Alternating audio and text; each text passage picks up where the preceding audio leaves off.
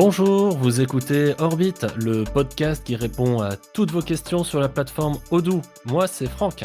Et moi, c'est Florent. On travaille tous les deux chez Orbit, ça fait plus de 15 ans qu'on fait du Odoo. Avec le temps, on a compris énormément de choses, autant sur la plateforme que sur l'aventure entrepreneuriale. On peut dire qu'on est des vrais experts du sujet, non Franck? Oui, de vrais dinosaures. Et c'est d'ailleurs pour ça qu'on voulait vous partager tout ce qu'on a appris, pour vous aider à y voir plus clair. Alors, dans ce podcast, chaque semaine, on décrypte ensemble un sujet clé sur la plateforme Odoo et ses satellites. On y va? Allez, c'est parti.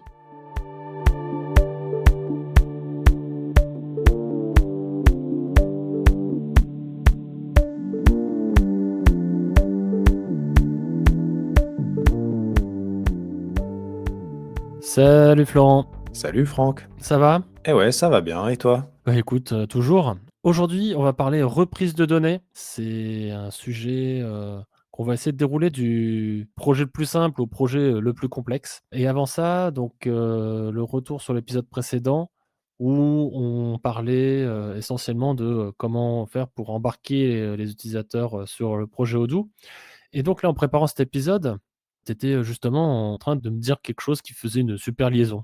Oui, moi je trouve qu'une des stratégies, qu'on a utilisées régulièrement sur la reprise de données et qui finalement, comme tu dis, fait une liaison avec ce qu'on disait avant, c'est que le fait de dire qu'on va faire exprès de ne pas reprendre certaines données pour se simplifier la vie en termes de reprise et qu'on va s'en servir pour faire une formation utilisateur, pour demander aux utilisateurs de ressaisir par exemple, les factures qui sont en cours, bah, c'est super intéressant parce que, comme je viens de le dire, ça a l'avantage de faire moins de travail sur la reprise de données et de donner une occasion de mettre les utilisateurs dans l'outil, de tester le système avec un vrai enjeu, pas juste pour faire un test, formation, quoi. Et comme il y a un vrai enjeu, les utilisateurs s'y intéressent plus. Ils sont plus motivés parce que c'est leurs données et ils doivent réussir à les rentrer correctement dans le système. Donc, c'est eux qui viennent te poser des questions en te disant: «Comment je fais pour bien saisir ma facture?» et tu les aides. Et en fait, ça crée une, dynamique très positive au niveau des utilisateurs que d'être tout de suite impliqués parce qu'ils sentent que cette fois-ci, c'est pour de vrai, que c'est leurs données et qu'ils ont intérêt à pas se planter. Contrairement à une simple formation que tu ferais, «Venez tous, tel jour, je vais vous montrer la compta» et là, il y en a la moitié qui dort, quoi. En plus de ça, dans les formations, souvent, on a des jeux de données qui soient obsolètes ou qui sont pas à jour ou qui sont pas vrais, qu'on a construits pour les besoins de la formation et surtout des données qui sont pas contextualisées. Ouais et tu tout le monde avec ça, quoi. Même moi, quand je fais des formations et que, on n'est pas en train de déplacer le carton pour de vrai, et ben, c'est compliqué, tu vois? Je veux dire, on dit: «Bah, voilà, on est en train de faire l'expédition» et donc là, après, on fait la réception, on fait le machin. Bon, en fait, comme c'est complètement virtuel, comme tu dis, il y a pas d'enjeu et en plus de ça, souvent, bah, tu fais des conneries, d'ailleurs, hein. Tu réceptionnes un truc alors que c'était pas du tout possible de le faire et puis paf, ça bug et puis, voilà. Alors que ça aurait pas pu bugger dans la réalité parce que le truc, tu l'avais pas, normalement, sous la main, tu vois? C'est clair.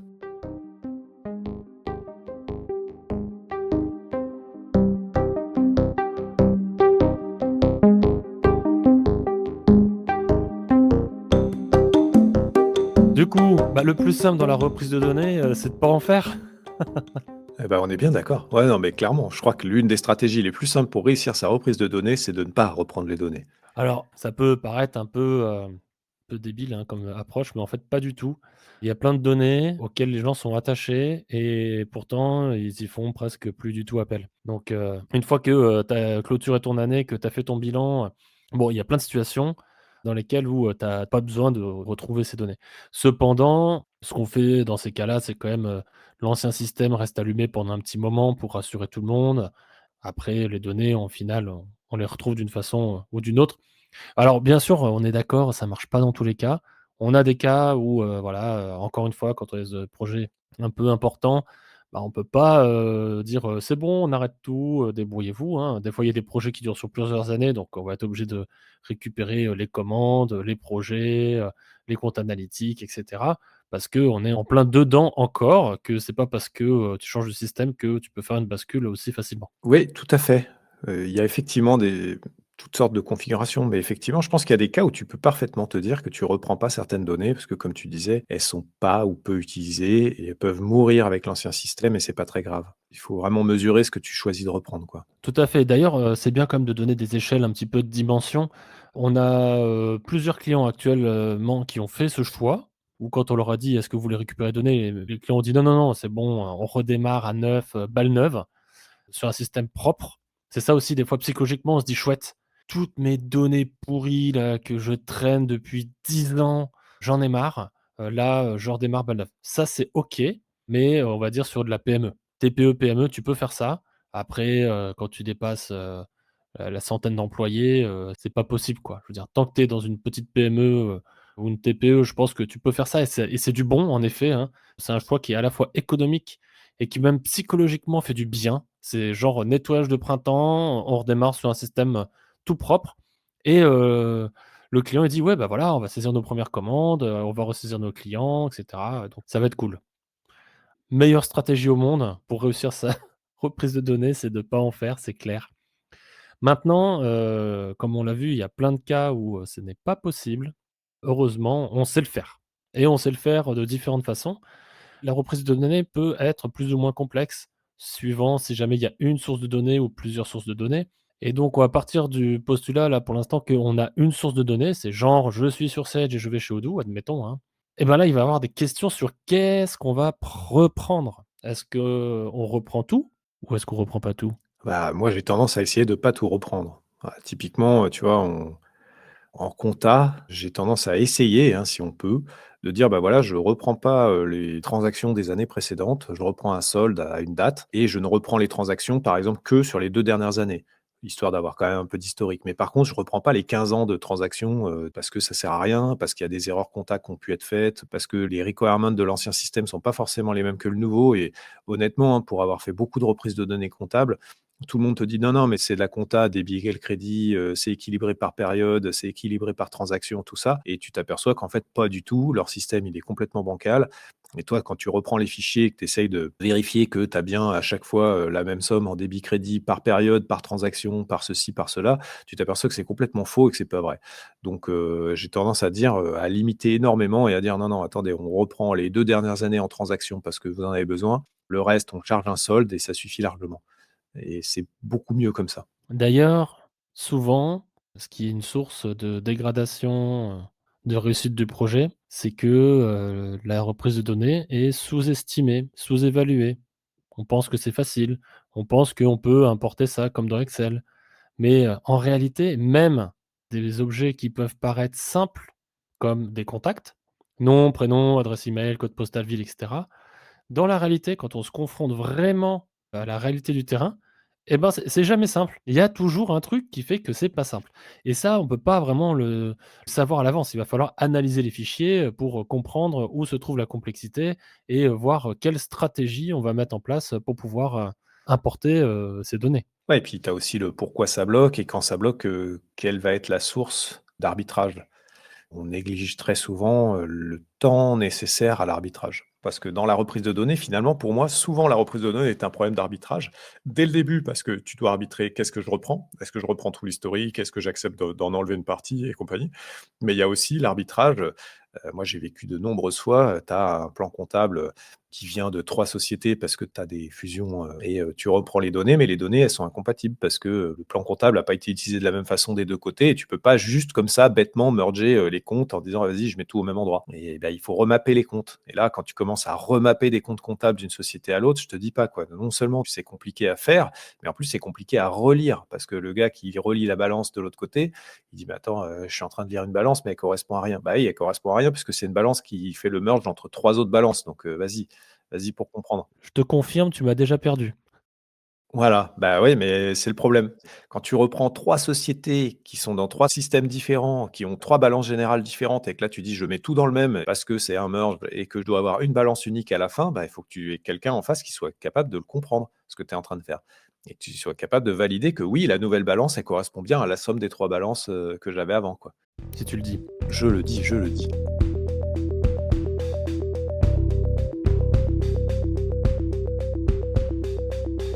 Odoo, ce n'est pas encore très clair pour vous? L'expertise Orbit est là pour vous accompagner. Sur orbit.io, prenez directement rendez-vous avec Franck ou Florent, experts depuis plus de 15 ans. Un clic sur la rubrique blog et vous bénéficiez des très nombreux articles en accès libre. Odoo n'aura bientôt plus de secrets pour vous.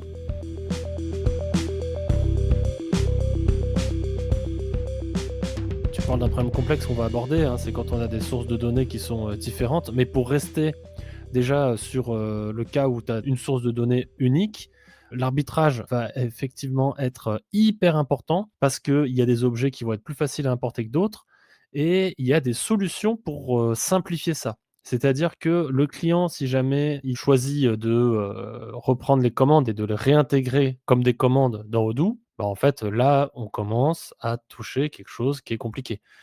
Un bon de commande, c'est des lignes de commande qui font appel à des articles, qui font appel à des codes produits, qui font appel à des codes comptables, qui font appel à des tiers, qui font appel à des fournisseurs, qui font appel à des, mouvements de stock. Bref, un bon de commande, c'est un objet, très compliqué. On peut le refaire, on peut le reconstruire, on sait faire, mais ça demande du temps et ça demande de l'argent, quoi. Ouais et est-ce que le jeu en vaut la chandelle? Alors qu'il y a une autre façon de faire très simple, très économique avec Odoo Studio. Alors là, je te laisse parler, hein, parce que moi, Donc ça va permettre de créer des vues très facilement, qui vont être statiques, soit, mais par exemple, tu fais un export brut, de tes commandes qui viennent de ton système, source, dans lequel, tu mets, le montant total de la commande, la date de la commande, des informations qui sont vraiment intéressantes, qui vont te permettre de ne pas perdre le fil, de ton reporting et cetera et tu les importes, de façon, statique. Donc c'est-à-dire que ce sera plus un objet, bon de commande, ça sera un objet archive commande, mais cependant, tu pourras toujours y faire appel, savoir qui a passé commande, savoir quand la commande a été passée, savoir, quel était le montant de la commande, potentiellement quels étaient les produits à l'intérieur, même si pareil, ils ne sont plus attachés à ta base article actuelle, tu peux recréer des objets assez facilement sans te prendre les pieds dans le tapis, tu vois? C'est vraiment facile. ouais, ouais, je suis d'accord avec ça. Moi, c'est une stratégie de reprise que j'ai déjà utilisée par le passé. Alors, pas avec Studio, mais effectivement, de créer une table finalement d'archives pour stocker, comme tu dis, des données à plat, aplaties, qui permettent la consultation, qui permettent de retrouver l'info, mais qui vont pas permettre le schéma en étoile qui rebondit dans tout le système. Parce qu'effectivement, le plus gros problème, c'est ça, c'est d'avoir un machin où tu dois avoir forcément tout ton référentiel qui est présent derrière pour le charger. Et ça, c'est l'enfer sur Terre. C'est justement ce que tu veux pas forcément avoir. Surtout que ça correspond pas forcément aux besoins initialement prononcés. C'est-à-dire que l'utilisateur va t'avoir dit d'un côté: «On fait table rase, on fait un nouveau bill of material, on met que, les articles qui nous intéressent, qu'on veut vendre et on prend pas tout l'historique». Et puis de l'autre côté, «Ah oui, mais on veut quand même les 5 dernières années de bons de commande». Ah bah ouais, bah si tu prends les 5 dernières années de bons de commande, il va te falloir très certainement les 5 dernières années de tous tes articles, quoi, à peu de choses près. Exactement, c'est pour ça que faire des modèles statiques, avec, Odoo Studio et ben, ça peut être, une bonne solution pour, éviter de ruiner le projet avec, cette partie de reprise de données qui peut coûter vraiment aussi cher que la partie paramétrage développement spécifique, hein. Ah si on n'y fait pas attention, ouais. C'est vrai que c'est un peu le parent pauvre, mais la moi, ce que j'appelle la data migration, dans mon jargon là, la DAMIG, si on n'y fait pas attention, ça peut être, quelque chose de très long, ouais. D'ailleurs, là, on parle de nouveaux projets, mais c'est aussi des choses qui arrivent pendant les migrations. OK, donc on va complexifier un petit peu le sujet parce que dans certains cas, on va changer le système par un système Odoo unique qui va prendre en charge la comptabilité, les ressources humaines, les ventes, les achats et cetera. Alors qu'avant, on avait, 3-4 outils, différents qui faisaient ce boulot. Et ça, c'est souvent le cas parce que les gens, ils viennent sur Odoo parce qu'ils en ont marre d'avoir, 36, outils, qui font chacun leur truc très bien, mais qui communiquent, mal ensemble. Donc la force d'Odoo, ça va être d'avoir, tout au même endroit, qui fonctionne très bien et qui communique, super bien ensemble. Par contre, la reprise de données, là, ça va être, plus compliqué. Ouais et là, il va falloir effectivement, démêler, dédupliquer, parce que souvent, malheureusement, tu as de la donnée qui a été plus ou moins dupliquée entre les systèmes quand même pour pouvoir fonctionner.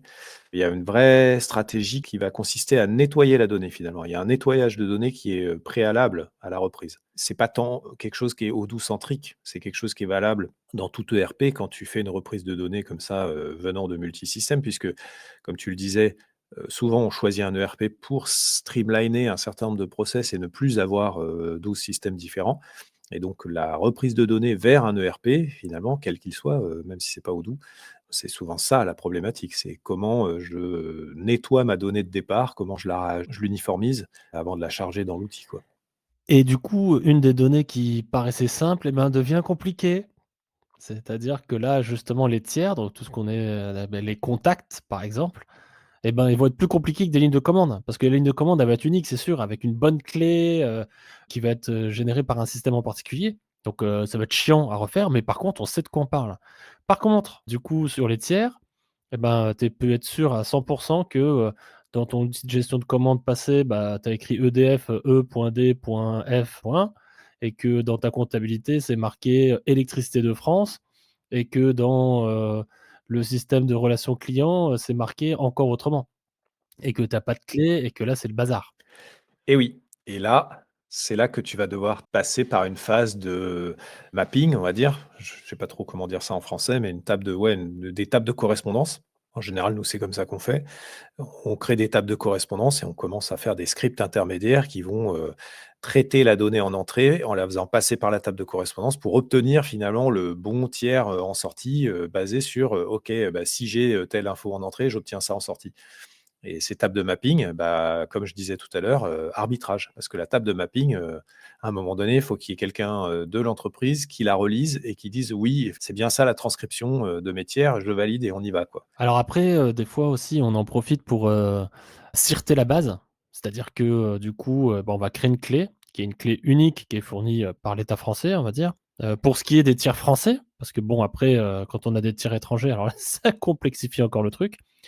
Mais aujourd'hui, on a des API nous-mêmes, on a créé une application, un module qui permet, d'interroger, la base Sirène qui fournit les informations officielles d'une entreprise, dont le nom du tiers. Donc c'est-à-dire que là, il y a pas d'arbitrage. Tu dis: «Bah, voilà, le nom du tiers, c'est, ça, parce que c'est ça la vérité et donc on va pouvoir, voilà, nettoyer, refondre, une base en partie, grâce à ça». Ouais, tu injectes des nouvelles clés qui existaient, mais qui n'étaient pas présentes dans le système grâce au fait que, en fait, tu as un système extérieur comme la base des sirettes en France qui te le permet, quoi. Je sais que par le passé, on a déjà, travaillé avec des prestataires, spécialisés là-dedans, mais c'est pas magique, hein.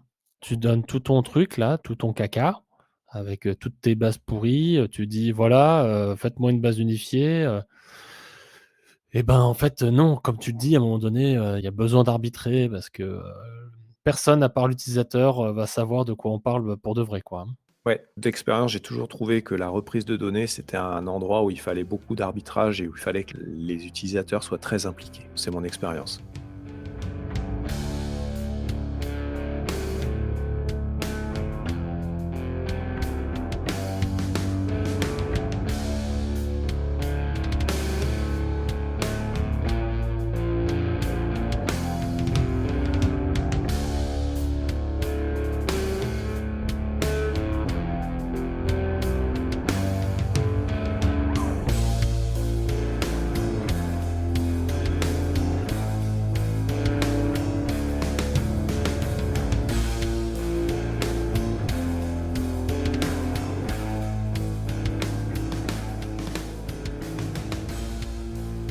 Mais alors comment on fait techniquement, quoi, ou techniquement ou fonctionnellement là, pour faire ça?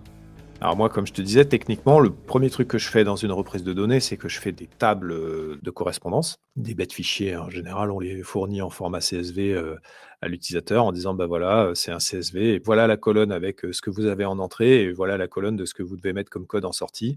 Avec un troisième fichier, voilà la liste de tout ce qui est disponible pour vous. Allez-y, mettez-moi le mapping». Et une fois que ce mapping est fourni par l'utilisateur, on peut imaginer qu'il y en a plein, hein, parce que tu as des mappings sur, les comme tu disais, les codes tiers, mais tu as des mappings sur les comptes comptables, tu as des mappings sur, les codes produits, tu as des mappings sur tout. En fait, tu peux mapper à peu près tous les objets que tu vas devoir importer vont potentiellement devoir être remappés, redéfinis et tout ça, c'est des tables de correspondance et après nous, ce qu'on fait, c'est qu'on fait des scripts. Moi, je fais des scripts, de traitement de la donnée qui prennent, toutes les sources, qui les passent à travers les mêmes scripts. Pourquoi je fais ça? Tu vas me dire, parce que c'est pas parce que j'aime les scripts, enfin si, j'aime les scripts bien sûr, mais pourquoi j'aime faire avec des scripts? C'est parce que c'est rejouable. Et pourquoi c'est important que ça soit rejouable? C'est parce qu'en fait, dans mon expérience, une reprise de données, tu la fais jamais qu'une seule fois. Tu la joues 3, 4, 5 fois avant qu'elle soit bonne, qu'elle soit valable. Et donc, l'intérêt des scripts, c'est que je prends les mêmes fichiers en entrée, je les mets dans le même répertoire, j'appuie sur le même bouton et j'obtiens des fichiers en sortie qui sont le résultat du fameux mapping dont on a parlé. Et donc, quand, je te donne, ton fichier de balance générale ou ton fichier de, les factures que tu dois importer ou je sais pas quoi, tu le revois et tu me dis: «Bah non, il en manque» ou, «Ah mais non, là, c'est pas mappé correctement». OK, pas de problème. On regarde le mapping ensemble, on le corrige et on peut réappuyer sur le bouton et réobtenir le résultat instantanément et sans même parler d'aller dans l'outil. Tu vois, tu es juste avec des fichiers et donc tu gagnes énormément de temps à faire ça. Ça te permet de faire une bonne adhésion avec l'utilisateur parce que tu peux l'asseoir avec toi, dans un bureau. Vous voyez, en une journée, tu peux lui avoir fait, 15 itérations ou 20 itérations assez rapidement parce que ton script, il va très, très vite à traiter juste des fichiers.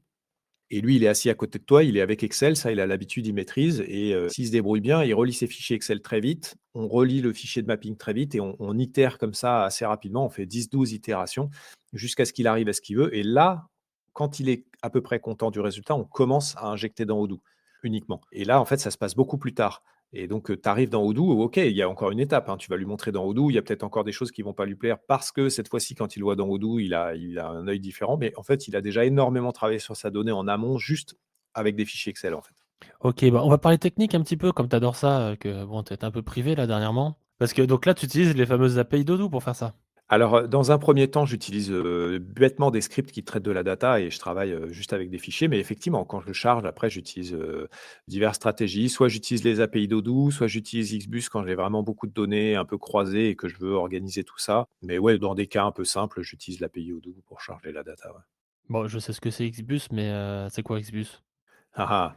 XBus, c'est un projet open source, développé par Orbit qui, fournit un ESB, donc un Enterprise, System Bus, je crois et en gros, c'est quoi? C'est un truc qui te permet de connecter plusieurs applications entre elles et de les faire communiquer de façon bidirectionnelle et donc appliqué à Odoo, ça permet d'avoir un connecteur XBus Odoo, hein, c'est comme ça qu'il s'appelle et ça te permet dans Odoo de définir quels sont les objets que tu veux synchroniser vers l'extérieur, quels sont les datas que tu reçois et quels objets elles vont updater ou créer.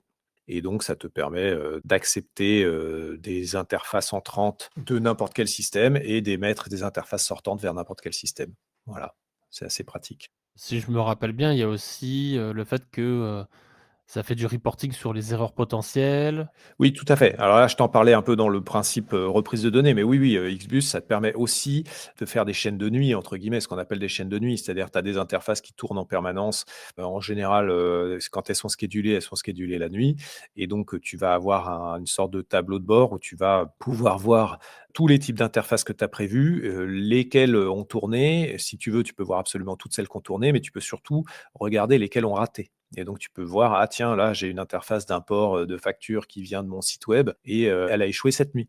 Et donc tu peux, aller dessus, regarder, voir quelle était l'erreur, pourquoi, éventuellement, même, corriger parce que souvent tes interfaces comme ça, elles ont des tables de mapping qui sont fournies quelque part. Donc tu peux modifier ta table de mapping et là, tu peux demander dans XBus, tu peux demander à rejouer une interface sans avoir besoin de la réémettre.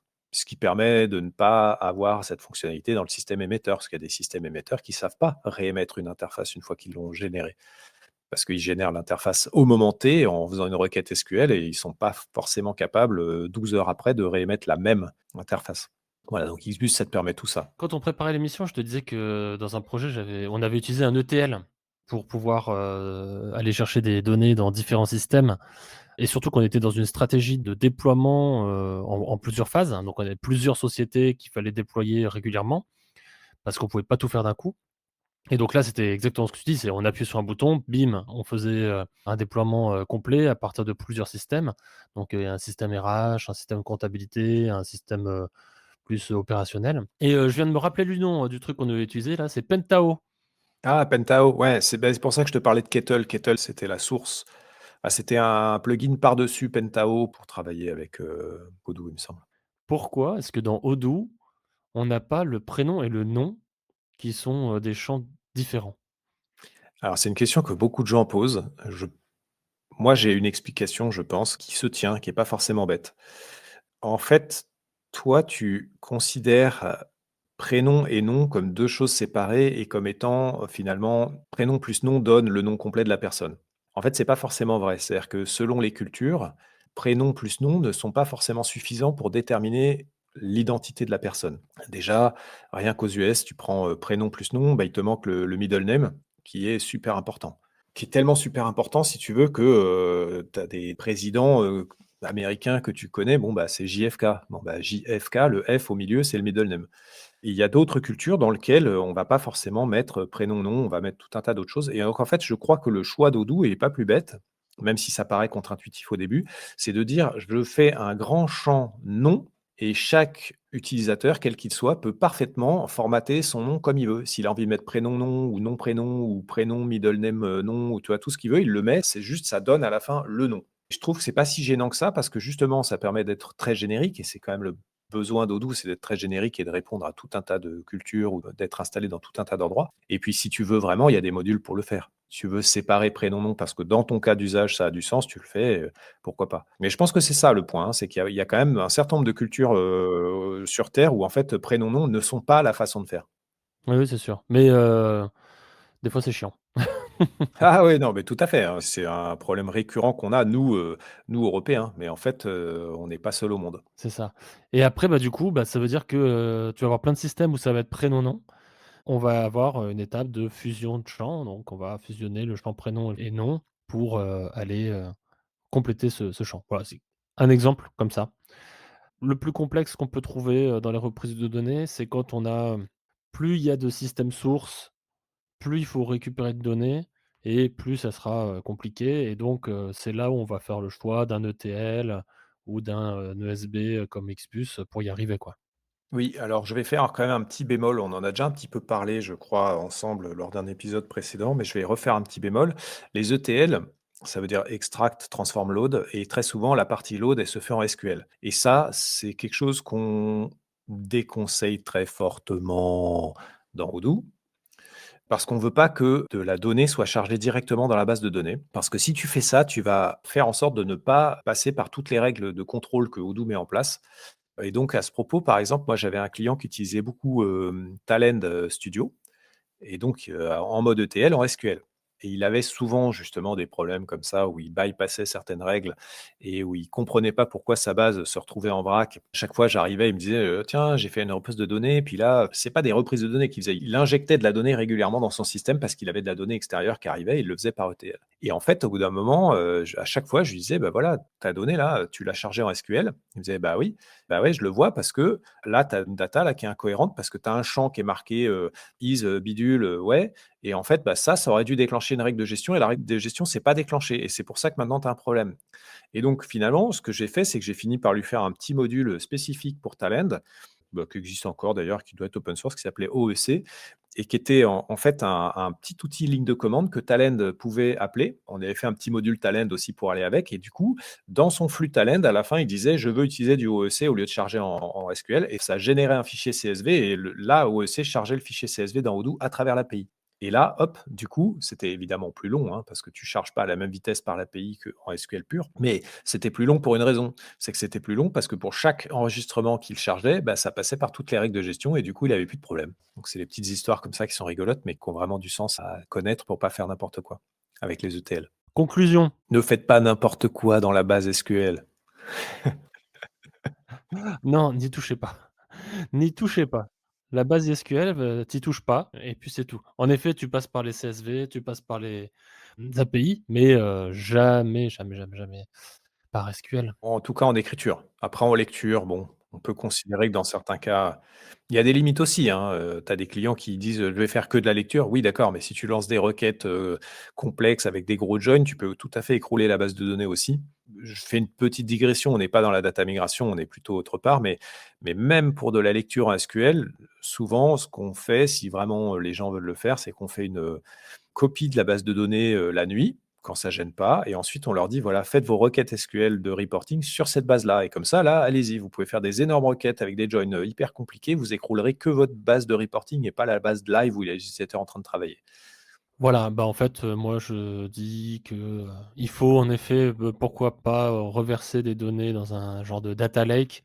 Tu te fais ta base de données SQL que tu alimentes avec l'API Odoo et puis, tu fais ce que tu veux dessus, mais tu touches pas à la base de prod. On est bien d'accord, tu touches pas à la base de prod. Ça, c'est le mot de la fin. Très bien, très bien. On arrive bientôt à la fin de cette saison 1. Sniff, c'est triste, Ouais, voilà, mais ouais, mais oui, tout à fait. là on va faire un dernier épisode, mais je pense qu'on fera aussi un tout petit épisode spécial pour conclure la saison. Et donc le prochain épisode normalement, c'est, C'est le piège du développement spécifique. le piège du développement spécifique. C'est un vrai teaser ça. Bah, ouais, magnifique et donc ça sera le dernier épisode, en tout cas, sur, cette, thématique des grands thèmes, Odoo. Après, on aura une saison 2 qui sera plus, orientée, sur, le métier, sur les cas d'usage Ah bah, j'attends de voir ça avec impatience, mon cher Franck. et on aura des invités, à ce qui paraît. Ah ouais? Teasing? Ouais, j'ai hâte. Bon super, Florent merci et ben, à la semaine prochaine du coup. Bah ouais, à la semaine prochaine, Franck. Salut. Merci, ciao. Merci d'avoir écouté Orbit, le podcast qui décrypte la plateforme Odoo. N'hésitez pas à nous contacter sur nos réseaux sociaux. Orbit est sur LinkedIn, YouTube et bien sûr sur notre site internet sur lequel vous pouvez prendre rendez-vous avec nous directement à l'adresse orbit.io. On a besoin de vous pour exister, on a besoin de votre aide, que ce soit sur Apple, sur Deezer, sur Spotify ou sur toutes les autres plateformes où vous avez trouvé le podcast. Vous pouvez nous aider en le disant autour de vous, en utilisant les commentaires, en mettant des étoiles, des pouces bleus, des je ne sais quoi, ça dépend de la plateforme une fois de plus, mais en tout cas parlez-en, c'est bon, mangez-en, dites-le aux autres. Orbit le podcast revient la semaine prochaine. D'ici là, prenez soin de vous. Allez, merci beaucoup, ciao.